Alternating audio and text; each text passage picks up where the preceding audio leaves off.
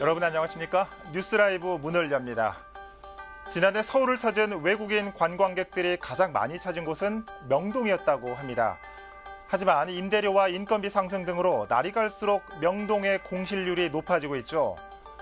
절대적으로 쇼핑 인구가 많은 곳인데 늘어나는 빈 상가가 시사하는 바가 큰 것 같습니다. 8월 8일 뉴스라이브 지금부터 시작합니다. 오늘의 헤드라인입니다. 휴가철마다 빈집털이가 기승을 부리고 있습니다. 창문과 현관문 단속만 잘해도 빈집털이를 크게 줄일 수 있습니다. 전통시장의 많은 수가 1, 2년 안에 폐업하고 있습니다. 청년 상인들의 자생력 확보도 필요하다는 지적입니다. 성북구 최초의 국립박물관으로 지정된 선잠박물관에서 다양한 선잠 체험 행사가 마련되고 있어 주민들의 발길이 이어지고 있습니다. 서울 곳곳에 화재 사고가 잇따랐습니다. 도곡동 아파트에서는 전기 충전 과정에서, 신사동 음식점에서는 조리 과정에서 화재가 발생했습니다. 본격적인 휴가철이 시작되면서 장기간 집을 비우는 경우가 많아졌습니다. 그런데 이맘때쯤이면 빈집털이가 기승을 부리고 있어서 각별한 주의가 요구되고 있습니다. 태윤영 기자가 빈집털이 예방법에 대해 알려드립니다. 모자를 깊게 눌러 쓴 한 남성이 녹색 배드민턴 가방을 맨 채 아파트에 들어섭니다. 자연스럽게 엘리베이터를 타더니 잠시 뒤 유유히 아파트를 빠져나갑니다. 지난달 6일부터 12일까지 송파구와 강남구 등 고급 아파트에 빈집을 털던 38살 정모 씨입니다. 노루발 못보비, 일명 빠루를 배드민턴 가방에 넣고 다니며 범행을 저질렀습니다. 이렇게 표적이 된 빈집은 모두 10곳, 피해액만 1억 3천만 원 상당에 달합니다. 이 같은 빈집털이 범죄는 요즘같이 장기간 집을 비우는 여름 휴가철에 자주 발생됩니다. 실제로 경찰청 통계에 따르면 지난 2015년 7월과 8월에 발생한 빈집털이 범죄는 모두 2,741건으로 평소보다 약 20% 늘었습니다. 빈집털이의 78%가 창문을 통해 침입한다는 통계도 있는 만큼 일단 문단속만 잘해도 크게 예방할 수 있습니다. 여기에 현관문의 잠금 장치가 약할 경우 공구 하나로도 침입이 가능하기 때문에 문틈 사이에 안전장치를 추가하는 것도 도움이 됩니다. 또 휴가를 떠나기 전 신문과 우유 배달은 일시 중지하고 전자 잠금 장치에 남은 지문을 제거하거나 비밀번호를 변경하는 것도 빈집털이를 막을 수 있는 길입니다. 비밀번호 요즘에는 많이 디지털이 돼 있기 때문에 비밀번호 넣으실 텐데 이런 거 지문이 좀 닦고 가시던지, 창문 경보기가 보통 시중에 500원에서 한 1,000원 정도를 합니다. 그걸 구매를 하셔가지고 창문에 미리 설치를 해주시던지. 경찰은 또 빈집 사전 신고제를 통해 휴가 기간 주기적인 순찰을 요청하는 것도 빈집털이 예방에 도움이 된다고 조언합니다. 빈집 사전 신고제는 경찰이 우편물 관리나 잠금 장치 이상 유무 등을 파악해 안심 문자를 보내주는 서비스로 가까운 지구대나 파출소를 통해 누구나 신청 가능합니다. 딜라이브 서울 경기 케이블 TV 태인영입니다.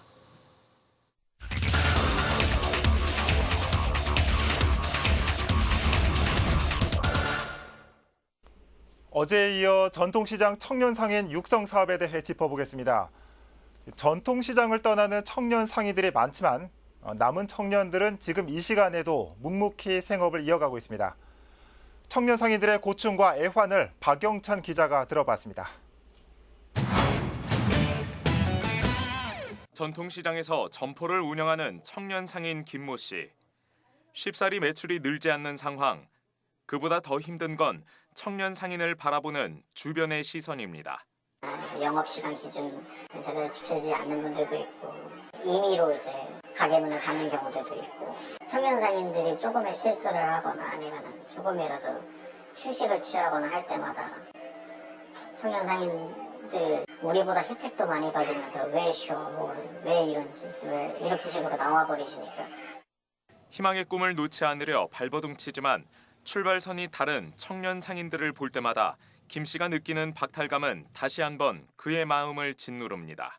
새롭게 시작하고자 하는 사회 초년생들을 위한 것이 아니라 나이만 그저 맞다는 이유로 이미 무엇이든 많이 갖춰놓으신 분들이 이런 혜택을 받는 자리에 들어와서 그 혜택을 그대로 받아가시는 분들이 있거든요.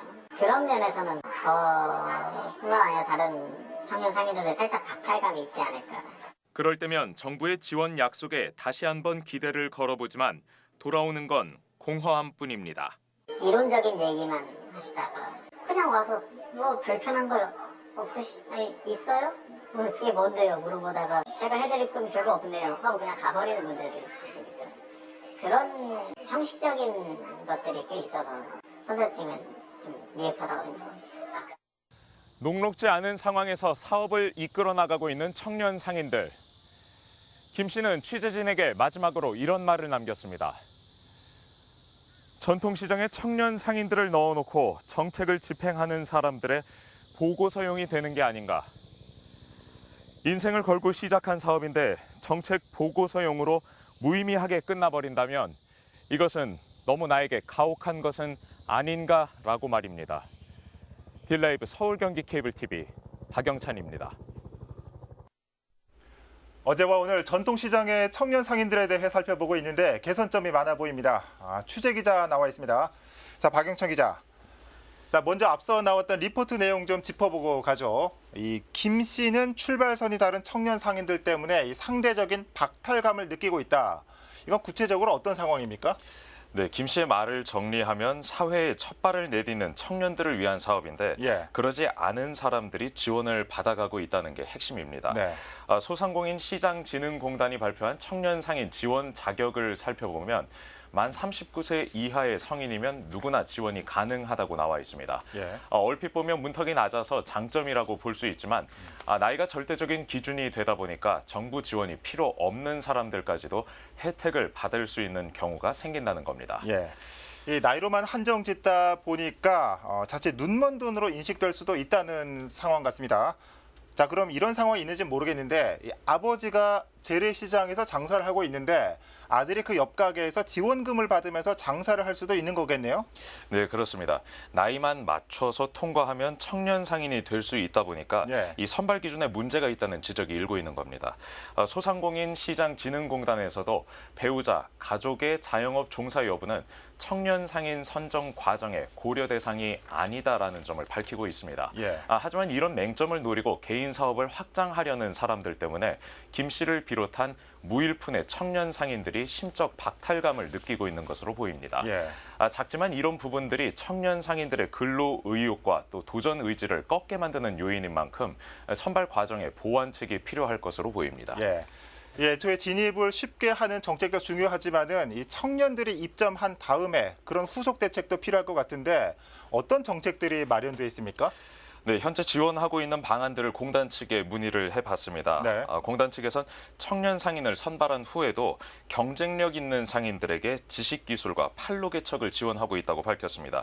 하지만 앞서서 청년 상인들이 언급한 것처럼 현재의 지원은 형식적인 수준에 그치고 있다는 것이 가장 큰 문제입니다. 이와 함께 올해 초 공단에서는 청년 상인 육성 사업 보완책을 내놨습니다. 여기에서 가장 눈에 띄는 게 임차료 지원과 인테리어 등 사업에 필요한 물적 비용의 확대였습니다. 그러니까 저희가 줄곧 문제라고 지적해왔던 이 하드웨어적인 문제를 더욱 확대하겠다는 거군요. 네, 그렇습니다. 이 지원 기간이 끝나면 줄줄이 폐업하는 현실에서 청년 상인 스스로 자생력을 키울 수 있는 방향의 지원이 필요한데 이런 것들이 또 현장에서 저희가 청취한 일관된 목소리였습니다. 스스로 호흡할 수 없는데 연명 치료만 하는 것이 과연 효과가 있을지 의문이라는 겁니다. 이 자생력이 필요하다는 말은 저희가 여러 번 전해드렸는데 이 현장에서 이렇게 반영되기가 쉽지는 않은 것 같습니다. 자, 이에 대해서 공단의 입장은 어떻습니까? 네, 사업을 관할하는 소상공인 시장진흥공단 역시 이 현장 목소리를 청취할 필요성을 공감하고 있었습니다. 대내외 기관들의 이야기를 듣고 지속적으로 개선해 나가겠다는 뜻을 밝혔는데요. 이어서 저희가 담아온 전문가의 의견 보시겠습니다. 지원을 선정할 때 투지가 있냐, 인내심이 있느냐, 또 나름대로의 어떤 맷집도 좀 있느냐, 장사할 만한 이런 것들을 좀 더 정확히 파악해야 될 필요가 있을 것 같고요. 이 청년 개인의 성패도 달려 있지만은 시장 전체의 존패도 달려 있는 만큼 다각도로 검토를 해야 된다 이런 말 같습니다. 네, 그렇습니다. 이 물질적인 지원도 중요하지만 이 청년 상인과 전통 시장이 융화될 수 있는 접점을 찾는 것이 이 정책 성공의 관건이라는 겁니다. 예. 그리고 또 성공 사례만 전파할 것이 아니라 현장에서 어려움을 겪고 있는 청년, 그리고 실패한 청년들과도 소통을 강화해서 그들에게 실질적인 도움을 주는 대책 마련이 그 어느 때보다 절실한 상황이라고 할 수 있겠습니다. 이 물고기를 잡아주는 것도 중요하지만은 물고기 잡는 요령을 알려주는 게 더 중요하다. 이런 표현이 생각납니다. 자, 박 기자 잘 들었습니다.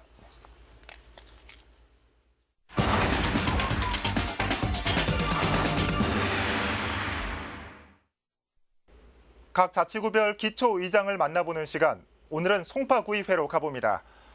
송파구의회 역사상 처음으로 여성 의장이 탄생했습니다.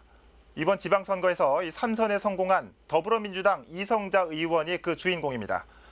이성자 의장 연결돼 있습니다. 의장님 안녕하십니까? 네, 안녕하세요. 네. 여성으로는 제8대 최초로 송파구의회. 8대 전반기 송파구의회를 이끌게 되셨습니다. 먼저 소감 한 말씀 전해주시죠. 네, 안녕하세요. 제8대 송파구의회 의장 이성자입니다. 먼저 저를 제8대 송파구의회 의장으로 선출하여 주신 동료 의원들께 깊은 감사를 드립니다.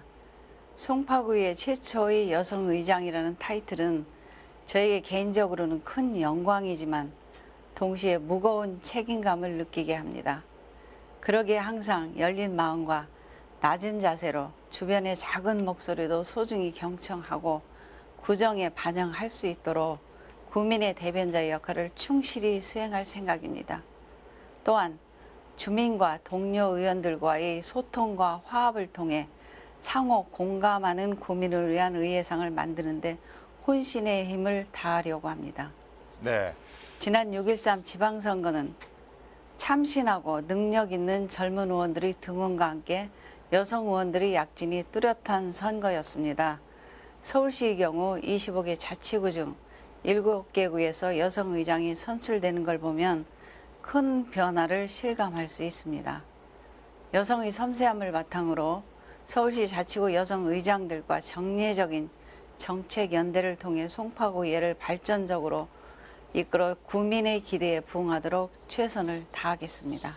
네. 열린 마음과 낮은 자세를 강조해 주셨습니다. 자, 이 8대 송파구의회에도 민주당 의원이 대거 당선됐습니다. 이 때문에 감시와 견제라는 의회 본연의 역할이 제대로 이루어질 수 있을까 하는 우려도 적지 않습니다. 이에 대해서는 어떻게 생각하시는지요? 이번 6.13 지방선거는 역사상 여대 야소의 큰 변화가 있었습니다. 예. 우리 구 역시 의원 수가 15대 11이라는 편차로 여당 의원이 다수여서 의정 운영에 우려 섞인 목소리도 있는데요. 의석수가 많다고 해서 일방적으로 밀어붙이는 운영 방식은 절대로 있을 수 없다고 생각합니다. 예.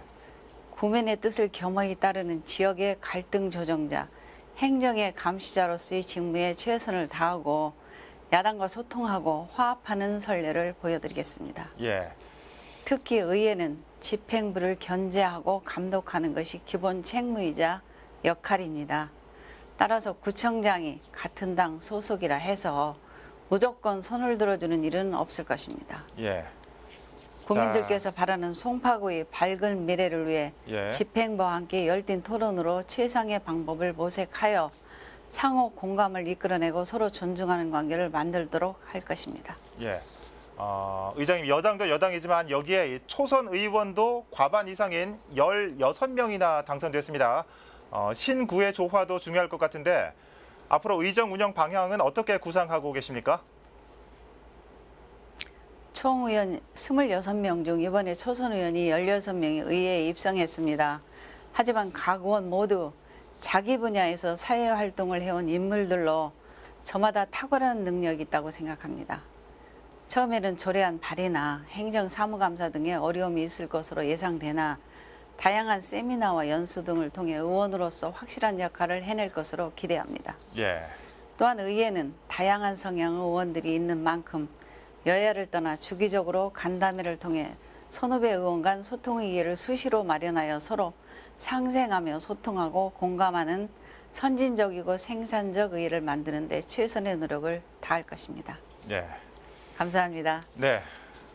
자, 이 송파구는 이 서울에서 가장 인구가 많은 자치구죠. 그만큼 의회에 대한 구민들의 바람도 다양할 겁니다. 자, 활발한 의정 활동 기대하겠습니다. 의장님 오늘 말씀 감사드립니다. 네, 감사합니다. 네. 송파구의회 이성자 의장 연결해봤습니다.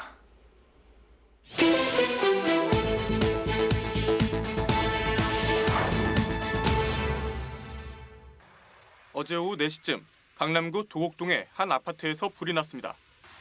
인명피해는 없었지만 벽 일부가 그을리고 침대 등이 소실됐습니다.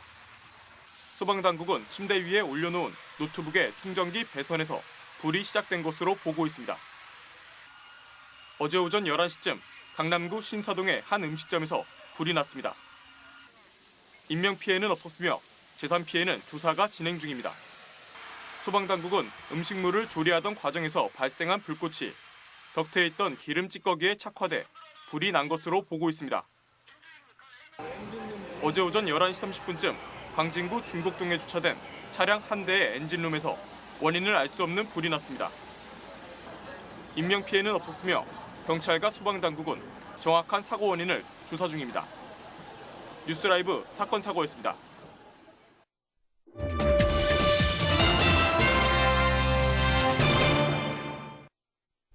지난 4월 개관한 성북 선잠박물관이 성북구 최초의 공립박물관으로 지정됐습니다.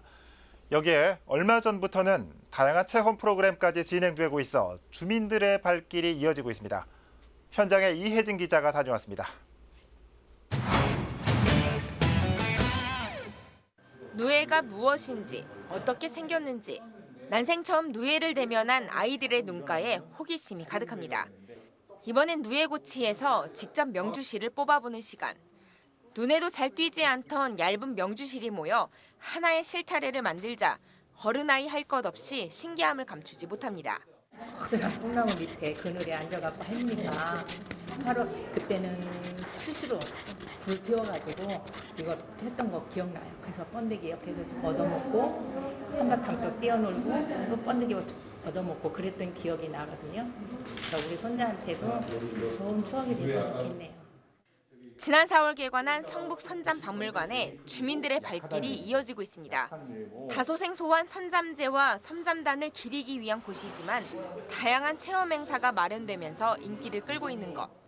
누에고치에서 실을 뽑고 미니 배틀로 천을 짜고 또 비단 염색까지 조선시대 의복 문화를 다양한 체험을 통해 만나볼 수 있습니다.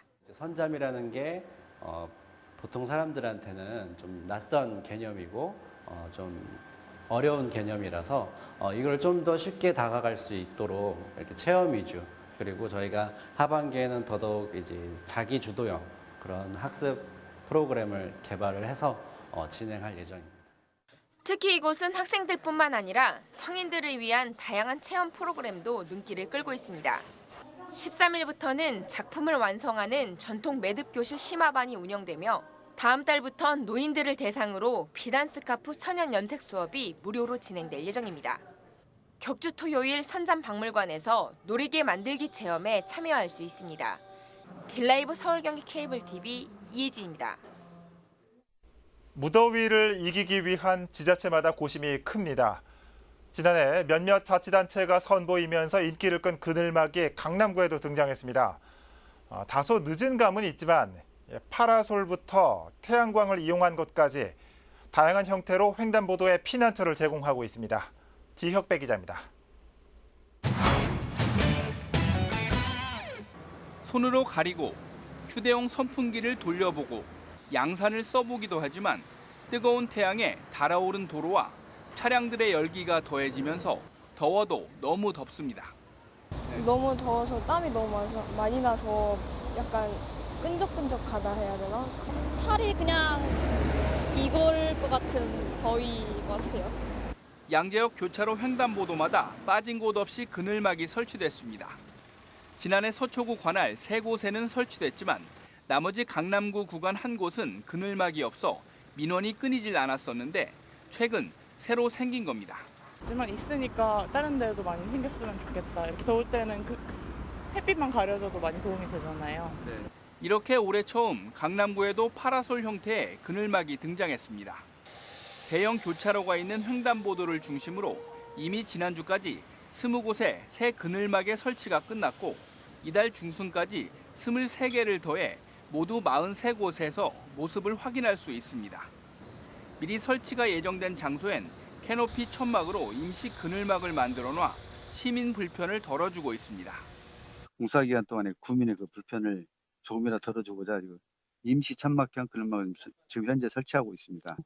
향후 그 강남에 걸맞는 그 스마트형 그늘막을 확대 설치하도록 하겠습니다. 기존과는 다른 그늘막도 선보입니다. 햇볕이 비추면 어닝이 작동하고 어두워지면 접히는 태양열 어닝이 다음 달까지 도입될 예정입니다. 딜라이브 서울 경기 케이블 TV 지역배입니다. 서울시가 폭염경보 발령 시 공사장 건설 근로자의 오후 작업을 중단시키고 그 임금을 보전해 줍니다. 이는 건설 현장 근로자의 건강과 안전사고 예방을 위한 것으로 어제부터 시행에 들어갔습니다.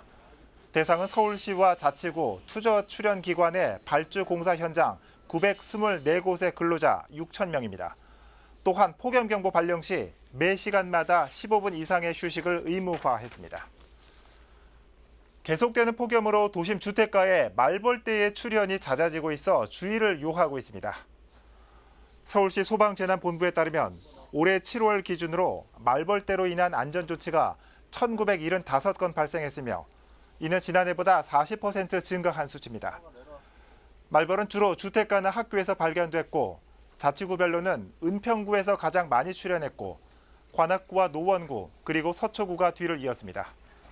말벌은 시각보다 후각에 더 민감하게 반응하기 때문에 사람들이 사용한 화장품이나 향수 냄새를 맡고 출몰하는 것으로 알려져 있습니다.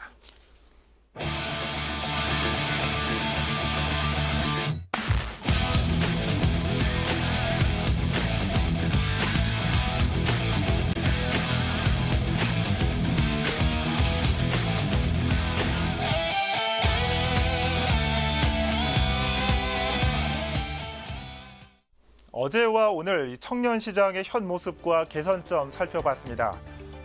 꼭 창업을 선택한 청년들뿐만 아니라 서울 청년 10명 중 6명이 내 직업에서 일자리 수가 감소할 거라는 부정적인 답변을 했습니다. 이 현상 유지도 힘든 요즘 이제는 제2의 직업까지 또다시 고민해야 하는 청년들의 순환 이대가 이어지고 있습니다. 뉴스라이브 마칩니다. 시청해 주셔서 고맙습니다.